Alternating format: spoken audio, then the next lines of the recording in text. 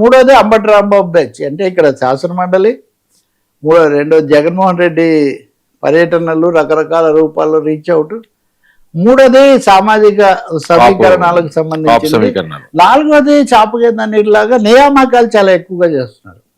నియోజకవర్గాల్లో అభ్యర్థులను ఎంపిక చేయడము, సమన్వయకర్తలు నియమించటము, ఈ సమయంలో కూడా కులాన్ని సోషల్ బ్యాక్గ్రౌండ్, కులం అనే కంటే సామాజిక నేపథ్యం. గతంలో ఉత్తరాంధ్రకు, గోదావరి జిల్లాలకు కూడా మిథున్ రెడ్డి, వైవి సుబ్బారెడ్డి, విజయసాయి రెడ్డి ఇట్లాంటి వాళ్ళే ఇన్ఛార్జీలుగా పెట్టారు.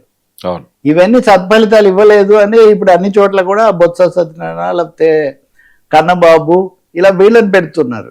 అంటే చాలా సీరియస్గానే వైసీపీ ఒక సోషల్ టార్గెట్, అంబటి అరెస్ట్ తర్వాత వచ్చిన అడ్వాంటేజ్ని ఉపయోగించుకోవటం, ఈ అంగన్వాడీలు, ఉద్యోగులు ఇలా సమస్యల మీద కూడా మనం గొంతెత్తాలి. ఇంకొకటి కూడా అడిగారు నిన్న, ఉదాహరణకు ఈరోజు శాసన మండలిలో గీతం యూనివర్సిటీకి 5,000 కోట్ల రూపాయల విలువైన భూమి ఇవ్వడం అన్నది కూడా లేవనెత్తారు వరదు కళ్యాణి. మా నాయకుడు రిషికొండలో ప్రభుత్వం కోసం భవనం కడితే మీరు అందరూ దాడి చేశారు.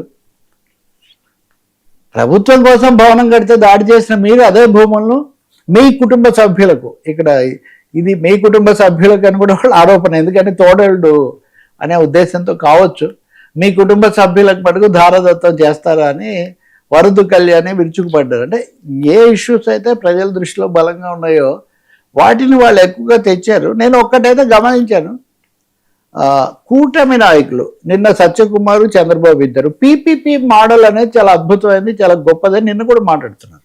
సత్యకుమార్ అయితే కనుక ఆసుపత్రులు ప్రైవేట్ దీంట్లోనే ఉంటే ఎలా మంచిదని, చంద్రబాబు నాయుడు గారేమో అమరావతిలో చాలా వేగంగా క్వాంటమ్ ఇవన్నీ కూడా ప్రైవేట్కి ఇవ్వడం వల్లే అవుతున్నాయని ఆయన చెప్తున్నారు. నేను అనుకుంటాను ఈ భూముల కేటాయింపు, ఉద్యోగులు, పీపీపీ మీద మటుకు కూటమి ఎక్కువగా స్ట్రెస్ పెట్టి అటువైపు మాట్లాడుతున్న తీరు మాత్రం ప్రజలు పెద్దగా మెచ్చడం లేదు. దాన్ని మరి వాళ్ళు పునరాలోచన చేసే అవకాశం కూడా వాళ్ళకి ఏమి ఉన్నట్లేదు, ఎందుకంటే they are committed too much. కాబట్టి చాలా ఎక్కువగా కమిట్ అయిపోయారు కాబట్టి దే ఆర్ ఫోర్స్డ్.